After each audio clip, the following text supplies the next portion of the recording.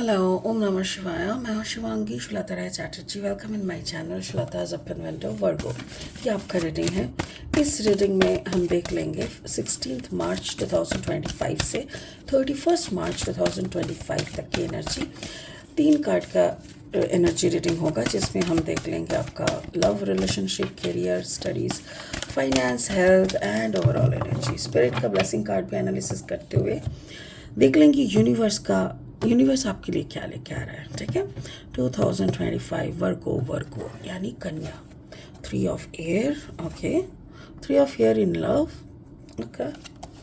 And career finance में queen of earth which is really cool. And overall energy 7 of fire. Beautiful. Virgo मुझे ऐसा लग रहा है मे बी आपका जो कम्बिनेशन है उसमें आपका फायर एनर्जी है और एयर भी हो सकता है, यानी जेमिनाई, वर्गो, लियो, ऐसा टाइप का कुछ कम्बिनेशन कुछ भी हो सकता है.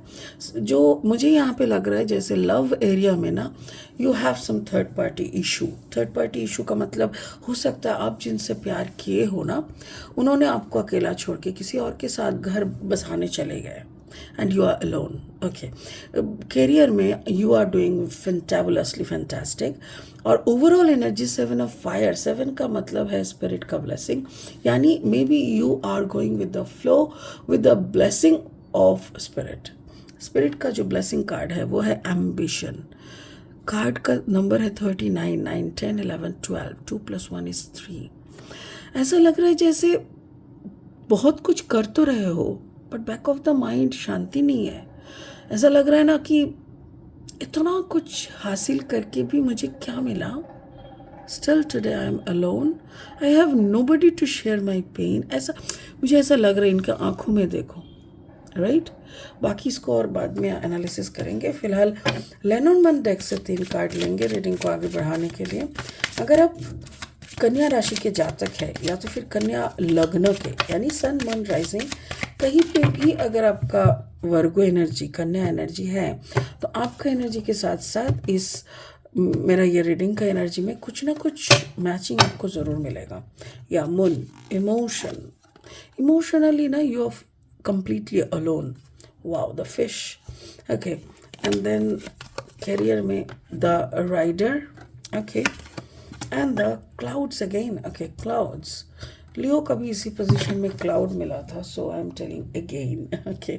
और 3 कार्ड लेंगे रीडिंग को आगे बढ़ाने के लिए. वर्गो, अगर आप नए हो मेरे चैनल पे, मुझे सुनते हो, यहाँ पे एंजॉय कर रहे हो तो प्लीज़ मेरे चैनल को ना सब्सक्राइब कर देना और हाँ बेल आइकन को दबा देना ताकि मैं जब भी आपके लिए रीडिंग बनाऊँ वो सीधा आप तक ही पहुँचे. ठीक है.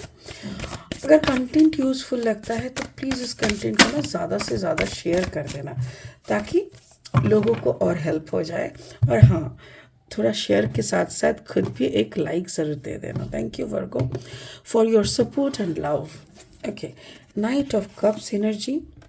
Okay. And then 8 of sword energy and then the tower. Okay. Virgo शुरू करते हैं आपकी लव लाइफ से. Virgo 3 of air. ये कार्ड देखते ही ना बहुत सारे दिमाग में आते हैं. ऐसा लगता है जैसे जिन्होंने छोड़ के चला गया ना वो खुश है ना आप खुश हो. वो उसने घर बसा लिया, मे बी आपका भी एक दुनिया है, आप भी वहाँ पे हो बट हो के भी ना होना. आप इस कार्ड को अच्छे से देखो. ऐसा लग रहा है जैसे वर्गो के डाली में भी कोई बैठे हैं. मतलब यू आर नॉट अलोन. मेरे ख्याल से आप भी एक कपल हो, पार्टनर आपका भी है. यहाँ पे देखो ऐसा लग रहा है जैसे इसके साथ इसका पेयर था और आपके साथ इसका पेयर था. जैसे आपने पेयर मतलब आपको छोड़ के ये अगर इधर पे चला गया ना and you are alone, somebody is there with you but you have no interest for that person. So आप अकेले चीज़ों को मतलब झेल रहे हो, डील कर रहे हो. नाइट ऑफ कप्स, लाइक जिन्होंने आपको छोड़ के गया मेरे ख्याल से इसके दिमाग में भी आपको लेके बहुत सारी बातें हैं. मे बी आपको अभी भी वो याद करते हैं. मे बी उस जगह पे जहाँ पे वो जिस पार्टनरशिप में वो है वहाँ पे भी शायद बात नहीं जम रहा है, but again there is no come back, ऐसा सिचुएशन दिख रहा है। एंड इमोशनली बोथ आर, मतलब बोथ आर टुगेदर, आप और वो एकदम इमोशनली ना जैसे दोनों जैसे कहीं गए ही नहीं ऐसा लग रहा है, और दोनों ही इमोशनली बहुत ज़्यादा एक दूसरे के साथ जुड़े हुए हो। भले दोनों दोनों दुनिया के दो कॉर्नर पे बैठे हो, भले ही देयर इज़ नो कम्युनिकेशन, भले ही there is no chit chat, no hi hello, but दिल से एक सोल कनेक्शन ऐसा बना हुआ है जो कि देर इज़ अ पॉसिबिलिटी कि कुछ और शुरू हो सकता है, या तो फिर हो सकता है कि there is a come back, maybe this person can come back to you. It is up to you कि आप लोगे कि नहीं, आप उनको रिसीव करोगे कि नहीं। क्योंकि जब कोई भी चीज़ जब एक बार बिखर जाता है, टूट जाता है, फिर उसको जोड़ने का मुझे कोई मतलब समझ में नहीं आता, क्योंकि बार बार दिमाग पुरानी चीज़ों को याद करके दोनों को हर्ट करते रहता है। तो उस रिश्ते में मुझे नहीं लगता कोई वैल्यू रहता है। सो ऐसा ही दिख रहा है, बट आई एम थिंकिंग मार्च के महीने में something new can happen with you. कुछ ना कुछ नया, कोई नए आ सकते हैं, या तो आपको बहुत सारी चीज़ें पता हो सकता है, लाइक मुझे ऐसा लग रहा है, but I am not sure. Why I am not sure? क्योंकि ऐसा कार्ड का भाषा में मुझे लग रहा है जैसे आप दोनों सोल कनेक्शन में हो, not in a physical world, physical connection में नहीं हो। करियर वाइज देखो वर्गो, आपने कभी कभी होता है ना, जब एक दर्द आता है ना, उस दर्द को पीने के लिए, उस दर्द को डाइजेस्ट करने के लिए हम लोग दिमाग को कहीं और ले जाते हैं, और उस जगह पे हमारा पूरा इतना अंदर का पूरा दर्द को निचोड़ के फोकस ऐसे डालते हैं ना कि कुछ और बन जाता है। तो मुझे ऐसा लग रहा है कि आपने ऐसा खुद की दर्द को पी के ऐसा कुछ किया कि आपने बहुत पैसा कमाया, you have done so much of money, you have earned, और ऐसा कुछ किया है कि जैसे ऐसा लगता है कि जैसे you became the number one आपके ज़िंदगी में। मतलब एक होता है ना कि यू हैव एवरीथिंग, आपके पास सब है, साधन है, पैसा है, फैमिली है, फिर भी सब कुछ होते हुए भी आप चुप बैठ के ऐसा लग रहा है जैसे maybe you are waiting for someone, maybe you are waiting, still you are waiting, आप अभी भी उसी इंसान का इंतज़ार कर रहे हो। देखो यहाँ पे इस कार्ड को देखो, यहाँ पे घोड़ा खड़ा है और ये सोच रहा है आऊँ, मतलब घोड़े पे बैठ के जाऊँ कि ना जाऊँ, मुझे जाना चाहिए। और करियर फाइनेंस में देखो ऐसा लग रहा है जैसे वो ऑलरेडी सोच के घोड़े पे सवार होके आ रहा है। बट मेरा सवाल ये है Virgo, are you ready for this? Because I am not getting your energy. ऐसा लग रहा है कि जैसे आप बोल तो रहे हो कि I need that abundance, I need that love abundance, मुझे वो प्यार चाहिए, वो इंसान चाहिए, क्योंकि उसी इंसान ने मुझे वो प्योर भरपूर प्यार मुझे उसी इंसान से मिला था, तो मुझे चाहिए। एक बार आप पूछ रहे हो, मांग रहे हो, फिर दूसरे बार आप बोल रहे हो नहीं, मैं अभी कैसे इसके मतलब उस प्यार को मैं कैसे एक्सेप्ट कर सकते हैं, क्योंकि I am with other family, I have everything. अगर मुझे उस प्यार को एक्सेप्ट करना होगा तो मुझे यहाँ पे सब कुछ छोड़ना पड़ेगा, like every single thing. May be आपका बच्चा है, आपका बड़ा पूरा फैमिली है, तो लाइक आप दोराहे पे हो, आप चाहते तो हो, बट चाहने और रिसीव करके उसको कंप्लीटली अपनाना, ये दोनों बहुत डिफरेंट है। वहाँ भी आपका जैसे हाथ बांधा हुआ है, आपका आंख में पट्टी है, लाइक आपको समझ में नहीं आ रहा है कि अगर वो आ जाए तो how you will handle the situation. But दिल वहीं पे पड़ा है, इसीलिए इसका असर आपको काम पे भी आ रहा है।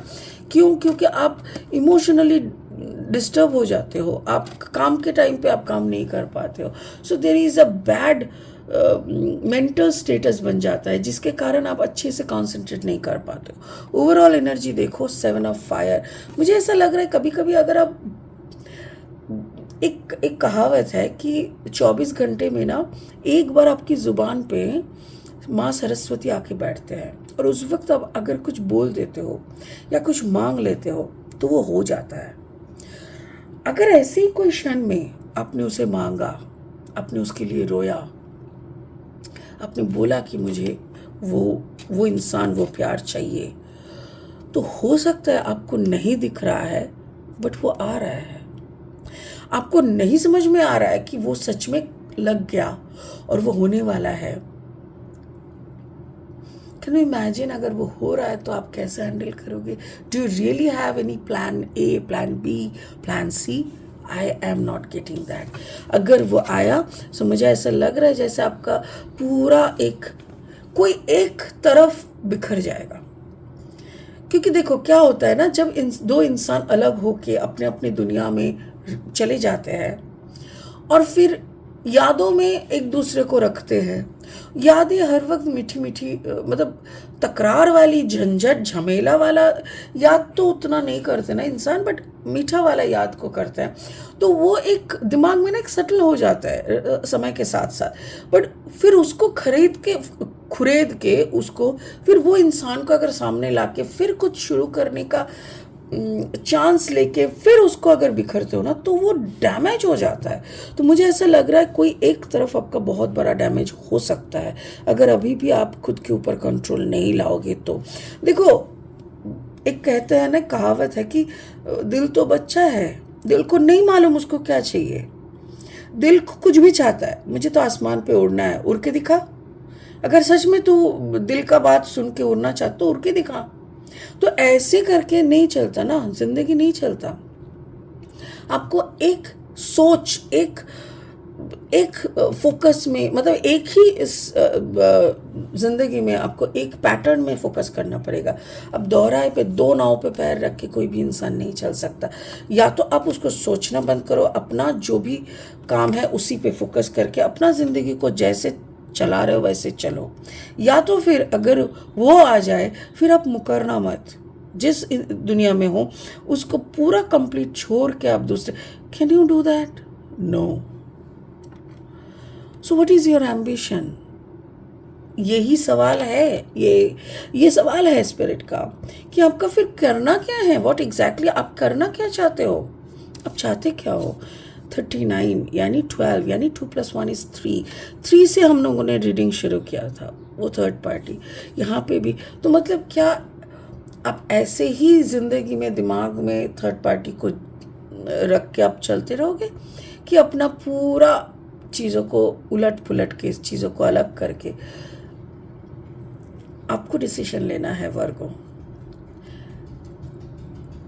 क्योंकि अगर टावर मोमेंट आता है ना, वो भी आप ही को फेस करना पड़ेगा।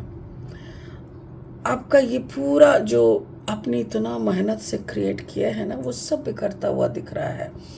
सो माइंड इट, दिमाग को एक जगह पे बैठाओ, एक ही चीज़ पे फोकस करो और ज़िंदगी को ओम नमः शिवाय के जाप के साथ आगे बढ़ाओ। वरना कभी कभी कठिन होना पड़ता है एक अच्छी ज़िंदगी जीने के लिए, एक ऊपर वाले का पर्पस सॉल्व करने के लिए कभी कभी दर्द उठाना पड़ता है, बट दर्द को पीना भी तो सीखना पड़ता है। You are not a kid, बच्चा तो नहीं है आप। खुद को समझाओ, या तो फिर टेक योर ओन डिसीजन। ठीक है, चलिए इसी के साथ इस रीडिंग को यहीं ख़त्म करते हैं। मैं बहुत कंफ्यूज हूँ। हाँ, आप क्या करने वाले हो मुझे प्लीज़ बताना। प्लीज़ मुझे कमेंट सेक्शन में जाके बोलना कि एग्जैक्टली क्या आप करने वाले हो। I am curious to know. ठीक है, गॉड ब्लेस यू। ओम नमः शिवाय।